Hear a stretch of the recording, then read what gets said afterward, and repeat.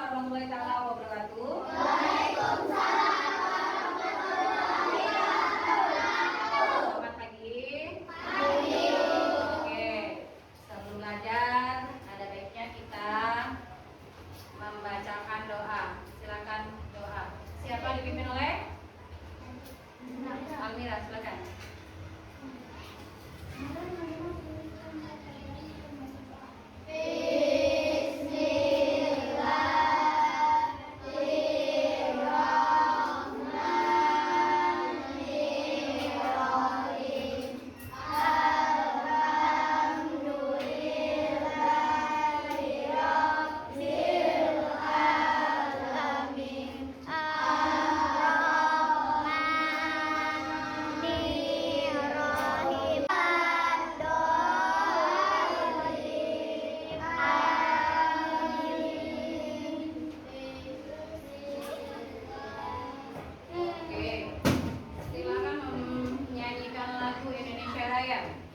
Semua berdiri.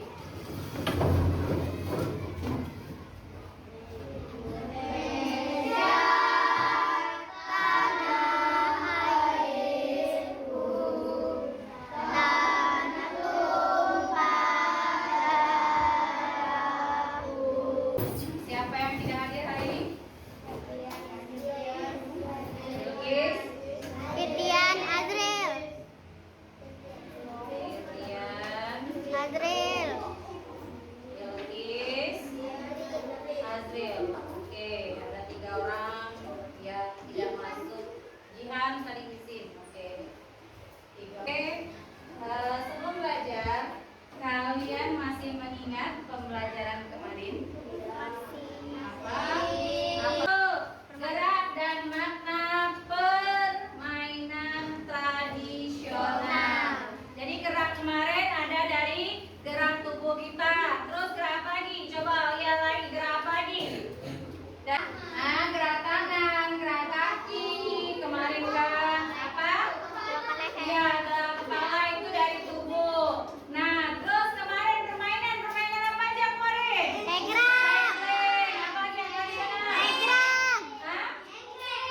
Egrang. Engkreng. Terus apa lagi? Egrang. Oke. Nah, pada hari ini kita masih melakukan gerak tari, tapi melalui cerita rakyat. Nah, tapi sebelum itu kita melakukan ice breaking dulu. Semangat!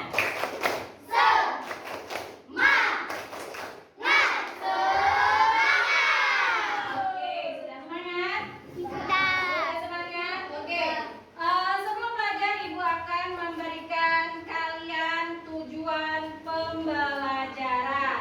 Oke, tujuan pembelajaran pada hari ini melalui tampilan video kamu mengetahui cerita rakyat. Jadi kamu akan dipersembahkan video nanti beberapa video tentang cerita rakyat. Nah, kamu akan mengetahui cerita-cerita rakyat tersebut, termasuk apa? Fabel, legenda, mite, dan gadir nanti ya. Terus lanjut di sini. Melalui cerita rakyat, peserta didik dapat menciptakan tari cerita rakyat. Tari cerita rakyat, ya. Nah, sebelum kita masuk ke pembelajaran, kamu perhatikan PPT Ibu sekarang. Oke, lihat dulu. Di sini ada judulnya Tari Cerita Rakyat. Seperti kemarin-kemarin kita tahu tari adalah suatu apa nak? Suatu gerakan dari tubuh kita, ya, yang menceritakan sesuatu hal. Nah, apa itu cerita rakyat? Nah, sekarang kita masuk ke cerita rakyat. Cerita rakyat adalah kisah turun-temurun yang diwariskan secara lisan dan menjadi bagian budaya suatu daerah. Cerita rakyat disampaikan dalam bentuk dongeng atau dalam bentuk tarian. Jadi kita bisa membuat sebuah kreasi melalui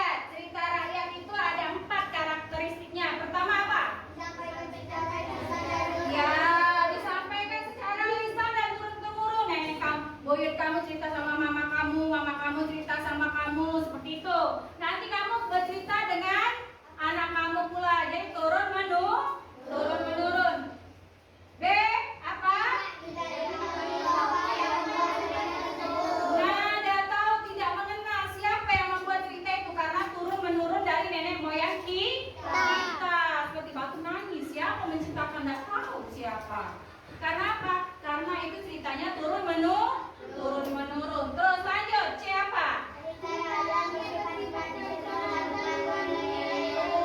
Ya, cerita rakyat bersifat tradisional dan mengandung nilai-nilai luhur. Jadi, cerita rakyat itu ada nilai-nilainya, nah. Ada nilai-nilai tersendiri di situ. Terus lanjut. D, memiliki banyak versi cerita. Kalau kamu buka YouTube, cerita Malin Kundang itu banyak versinya, nah. Ada versi pendek berapa menit, ada versi panjang, ada juga versi berjam-jam. Memang ceritanya cukup panjang kalau Malin Kundang. Ya, nanti bisa kita lihat ceritanya. Kita ambil yang dikit aja nanti ya. Terus selanjutnya. Nah, jenis-jenis cerita rakyat ada legenda, mite, fabel, dan sage. Kita lihat dulu legenda. Legenda itu apa? Satu. Cerita yang memiliki unsur sejarah seringkali menjelaskan asal-usul tempat. Ya, menjelaskan asal usul suatu daerah. Terus, fabel apa fabel?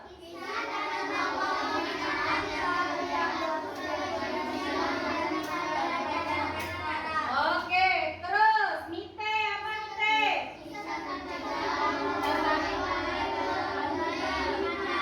Ya, kisah tentang dewa, makhluk gaib atau penciptaan dunia. Terus, sage apa? Kita lanjut selanjutnya. Fungsi cerita rakyat. Fungsi cerita rakyat itu ada 4. 1.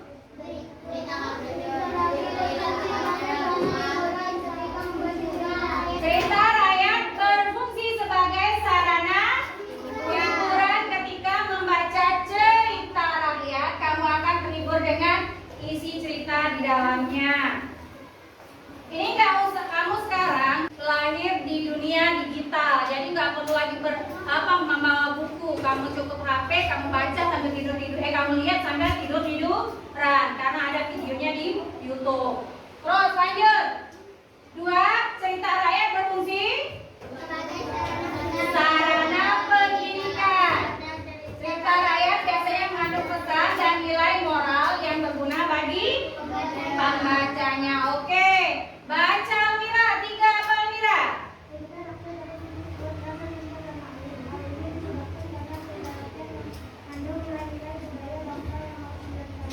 Oke, itu ya. Ada ini nilai-nilainya. Dalam setiap cerita itu ada nilai-nilainya. Oke, selanjutnya.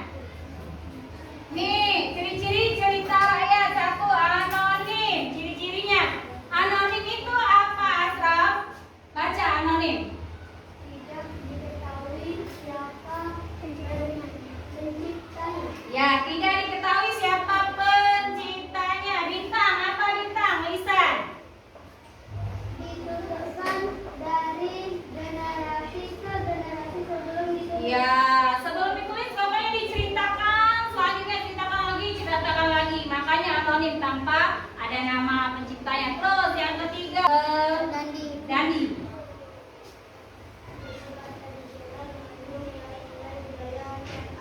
Ya, benar. Jadi di situ kalau kamu nanti buat tarian, kamu lihat unsur-unsur ceritanya, oh dari daerah mana cerita tersebut.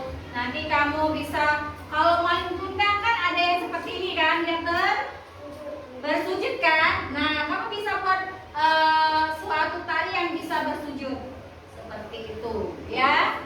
Nanti ya, terus bisa nyembah juga, bisa nyembah orang tuanya, minta maaf boleh seperti itu. Nanti kita putarkan Malin Kundang, kamu akan membuat tarian untuk tugas selanjutnya. Oke, sekarang kita membahas dulu tentang cerita. Oke, lanjut Ibu, apalagi kita sini ke cerita Danau Toba. Danau Toba contoh apa sayang? Nanti dulu nggak ini kan berhubungan dengan cerita ini. Ya, apa tuh ceritanya? Danau Toba. Oke, silakan putarkan videonya. Kita putar videonya.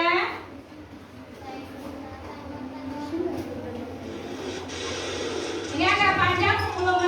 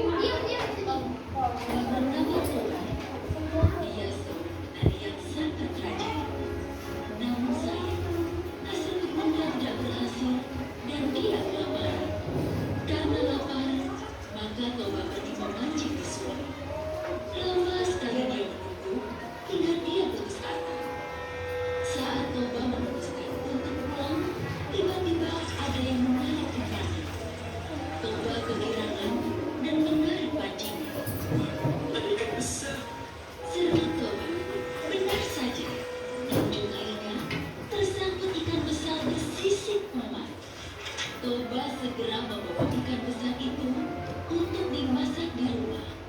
Sampai di rumah, Toba kecewa sebab air bakarnya telah Mosir tumbuh menjadi anak yang sangat nakal dan pemalas. Kerjanya hanya main-main dan keluyuran. Toba masih berusaha bersabar dengan kelakuan sang Mosir. Jika Toba bekerja di ladang, sang Mosir tidak pernah mau mengantarkan makanan yang sudah dimasak istrinya.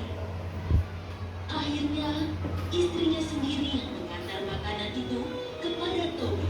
Istriku, kamu jangan terlalu memanjakan anak kita, Samosir. Jika terus dimanjakan, dia malah jadi tambah nakal. Istri Toba tersenyum dan mengantar makanan ke ladang untuk Toba. Semula sang Mosir tidak mau, namun ibunya sudah sangat lapar. Apalagi pagi tadi tidak sempat sarapan karena banyak sekali pekerjaan yang dilakukannya hari ini. Lari menuju rumah. Ibu, ibu, kata ayah, aku ini anak ikan. Apa benar? Menjadi ikan kembali. Toba yang bekerja di ladang terkejut karena tiba-tiba air bah datang. Air apa itu? Kenapa ini? Dia tidak sempat melarikan diri. Toba hanyut dan tenggelam dalam air Toba. Dan pulau di tengahnya disebut Samosir. Selesai. Oke. Sudah disimak tampilan si Danau Toba. Ya, si Danau Toba. Nih, Ibu ada apa ini? Sudah nyimak tadi kan? Sudah nyimak, ini apa namanya? Sticky note. Oke, ini Ibu bagi ini setiap bagian 1, 2, 3, 4. Ini ada kelompok 1, 2, 3, dan 4. Oke. Setiap kelompok harus maju dan menuliskan. Siapa cepat, dia maju. Ya, cepat-cepat tunjuk tangan kalau kamu tahu jawabannya. Jawabannya dari bacaan Danau Toba tadi. Oke? Sekarang soal pertama. Siapa tokoh-tokoh Danau Toba? Enggak, jangan. Dia sudah ini. Ayo, siapa? 1 Toba, 2 Hah? Samosir, 3 Ibunya atau ikan masnya. Oke, tempel, boleh. Dapat poinnya 75 karena ada salah satu. Oke, cepat ditempel saya. Soal nomor 2. Tempel di sini, sayang. Nggak usah di ini lagi, tinggal tempel aja. Taruh di itu.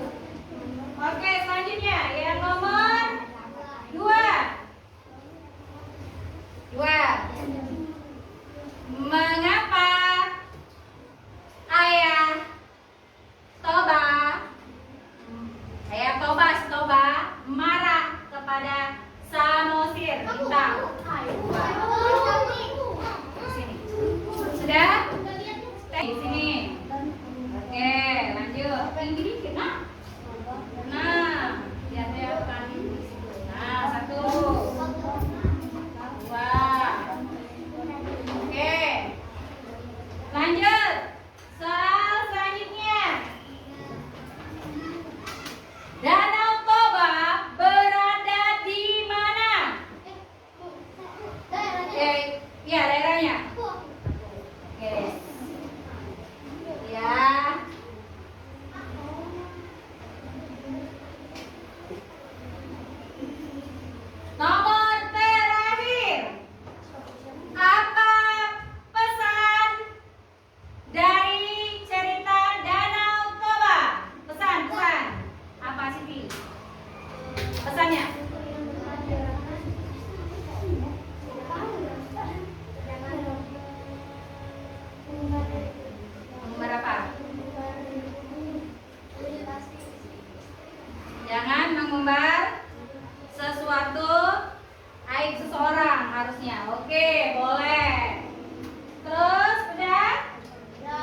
Oke, kita lanjut.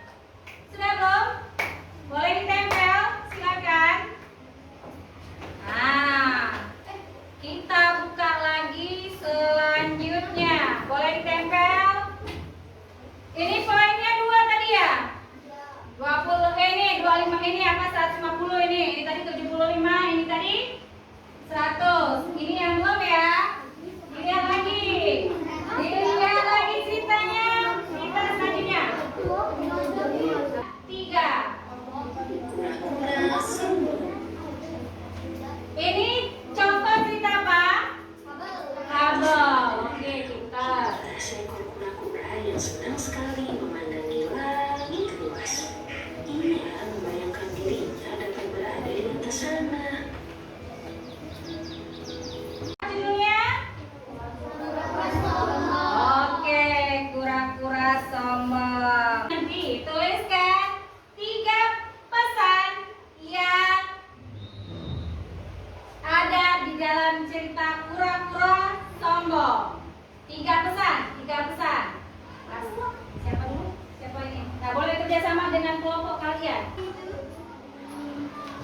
Siapa ini Asraf ya? Maju ya. Cuman 1 soal ya. Oke, sebutkan 1 apa? Pertama, jangan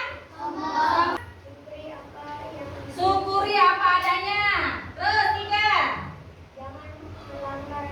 jangan melanggar aturan. Oke, aplaus, pinter. Oke, nempel sayang. Kenapa dia nempel? Oke, selanjutnya kita saksikan.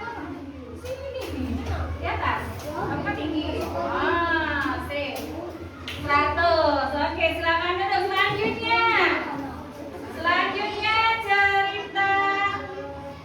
Nih. Nyi Roro Kidul. Dari orang ganas di malam hari hingga istana mengganti dasar samudera dan penghormatan di tepian pantai. Ke video selanjutnya. Oke, kita perhatikan video ini selanjutnya. Calon Arang adalah seorang wanita sakti yang menguasai ilmu hitam. Dia tinggal di hutan tebara dan dikenal sebagai penyihir paling kuat. Calon Arang ini merupakan contoh dari sakti ya. Oke, soalnya nomor 1 ya di SPDP ya. Makasih. Ya. Nomor 1 tuliskan pengertian tari. Nomor 2 tuliskan pengertian cerita rakyat. 3 tuliskan karakteristik cerita rakyat. Nomor 4 sebutkan jenis dan contoh cerita rakyat. Ya. Ya. 4 saja soal. Silakan kerjakan. Sudah ya? Semuanya silakan kumpul.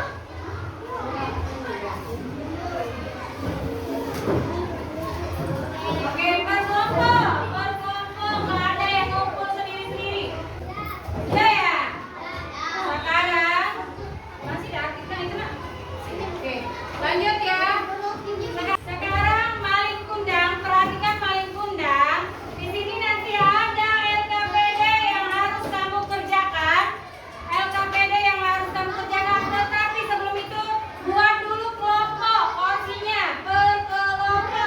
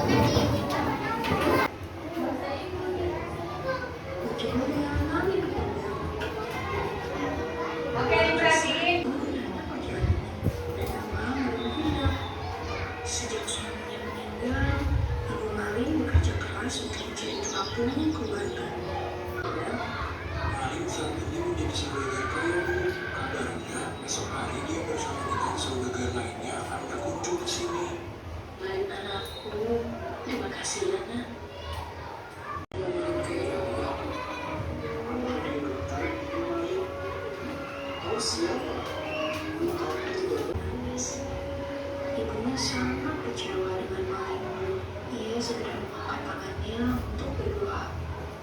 Jika dia memang anakku, tolong berikan keadilan. Sesaat setelah berdoa, langit yang tadinya cerah menjadi gelap. Tanda akan terjadinya juga. Kapal yang membawa Malin terombang-ambing oleh Jupiter hingga membuat Malin terpental jauh ke sebuah pulau. Maafkan aku. Malin terus menangis dan bersujud meminta maaf kepada bumi. Namun, saat Malin sudah terlambat. Tak lama seluruh tubuhnya menjadi kaku dan tidak bisa menggerakkan sama sekali. Tolong Malin.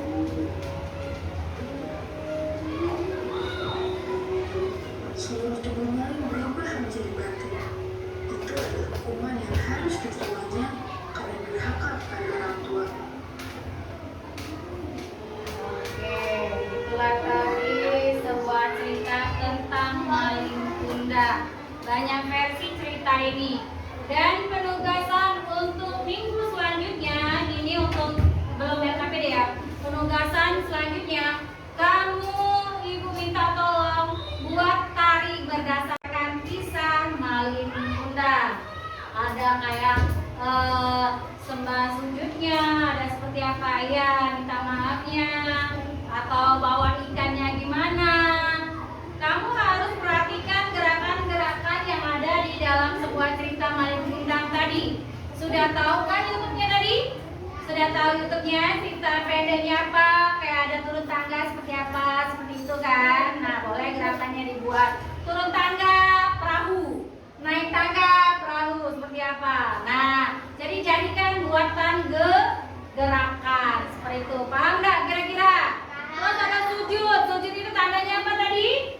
Jadi patung ya, waktu jadi patung. Nanti untuk minggu depan. Kelompoknya inilah juga. Jadi mana kelompok yang kamu pilih, inilah kelompoknya. Seperti itu.